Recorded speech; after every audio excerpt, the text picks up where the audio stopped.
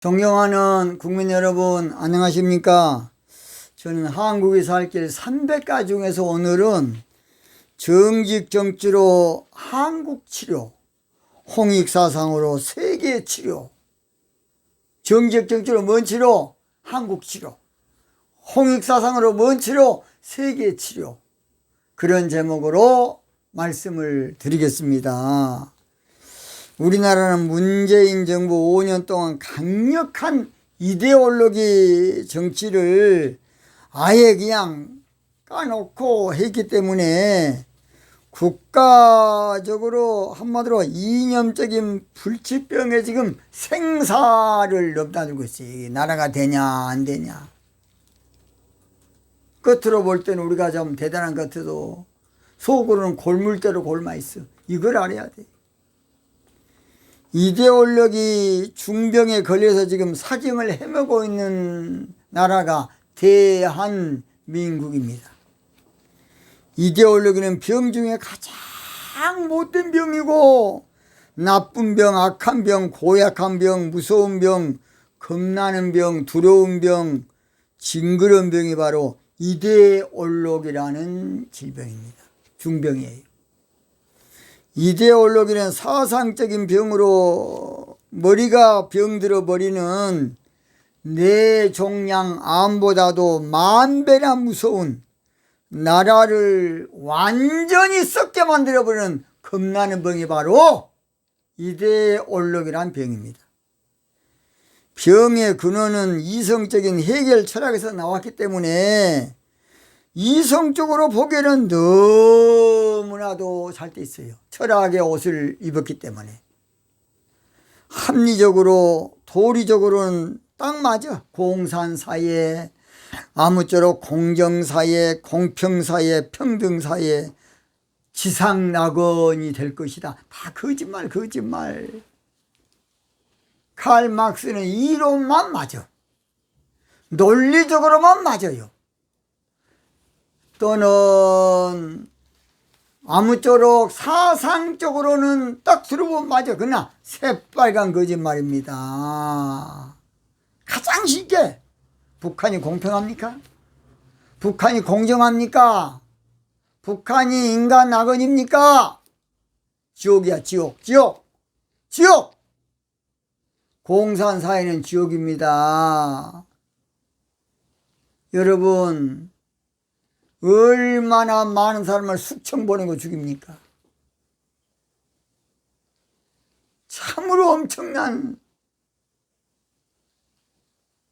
몇 천만 명이 죽어도 눈도 깜빡도 안 해. 그래서 아무쪼록 공산사회라는 것은 이것은 무서운 겁니다.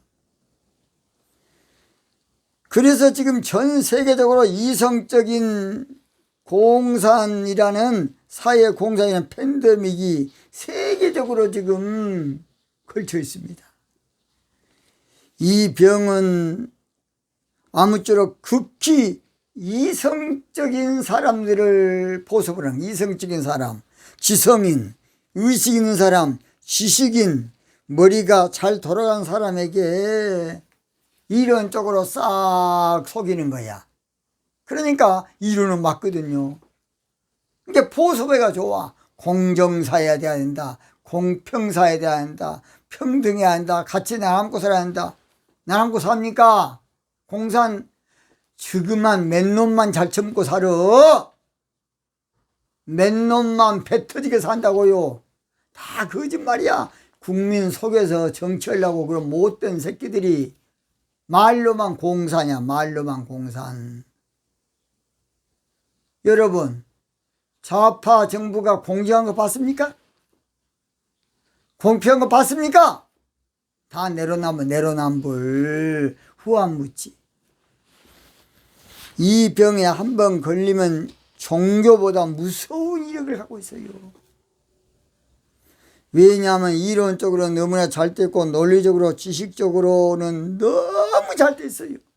그러나 실제적으로는 다 그것은 거짓말, 다 거짓말이에요.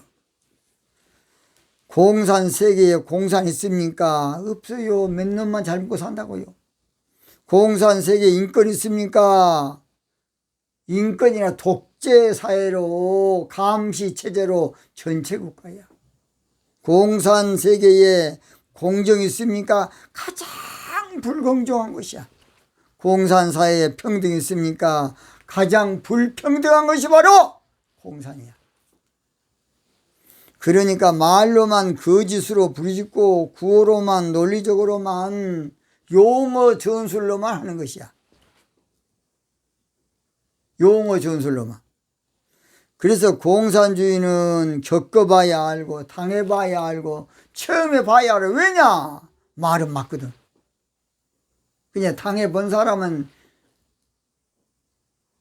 지겹게 생각합니다. 겪어보면 그러나 이미 때는 늦었어요. 당해보면 때는 늦었습니다. 처음 해보면 때가 늦었어요.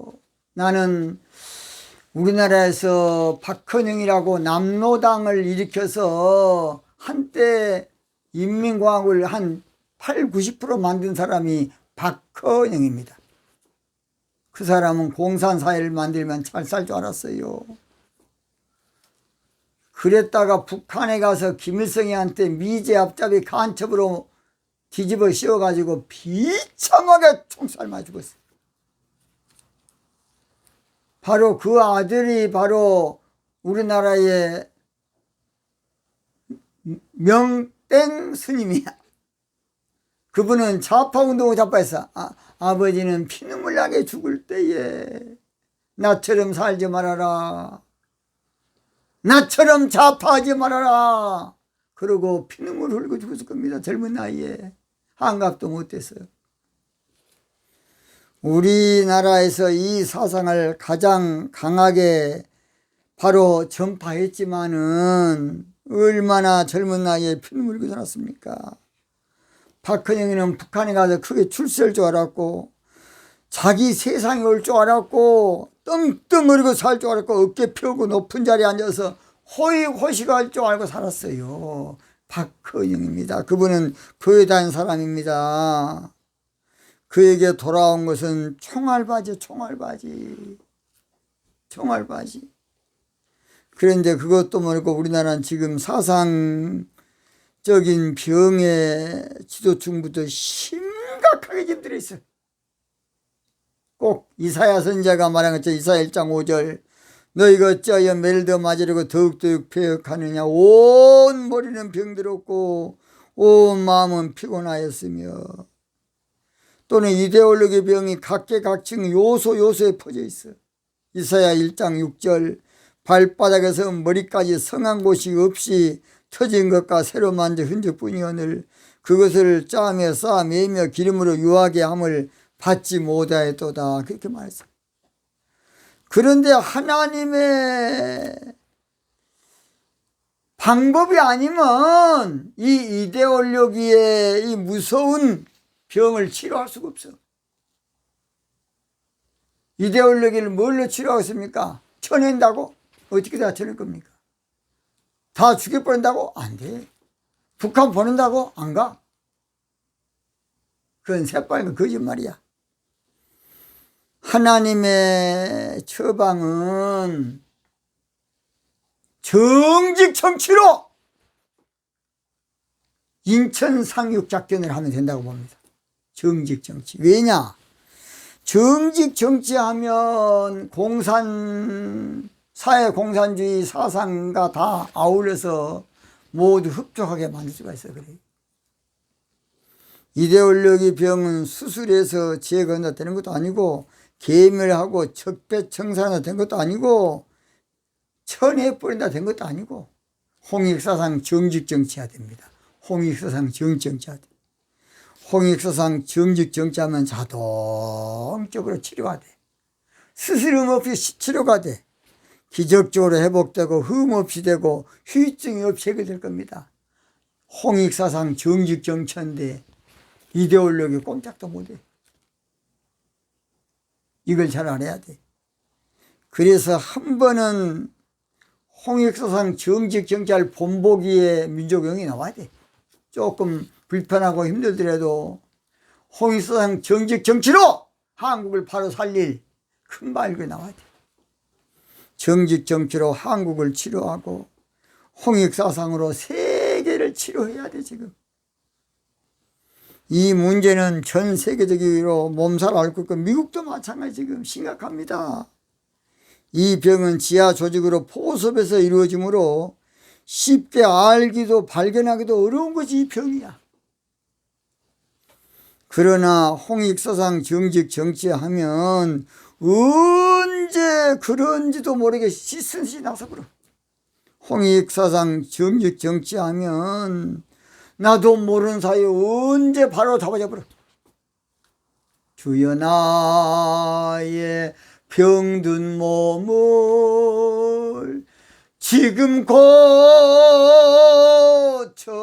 주소서. 바로 그겁니다. 이데올로기 중병 정직 정치로 치료하고 홍익사상으로 세계 치료해야 돼. 그것이 바로 성경에는 민주주의 공산주의 없어요. 성경에는 정직 정치밖에 없어요. 그게 바로 다윗의 길 정치, 정직 정치입니다. 예수님이 말씀하시니 죽은 나사로가 살아났다네. 예수님이 말씀하시니 죽은 대한민국 살아났다네. 뭘로? 홍익사상 정직 정치입니다. 홍익사상 정직 정치입니다. 홍익사상 정직 정치입니다. 정직 정치로 한국 살리고 홍익사상으로 세계를 살리자. 정직 정치로 한국을 치료하고 홍익사상으로 세계를 치료해야 되겠습니다. 오늘 여기서 마치겠습니다.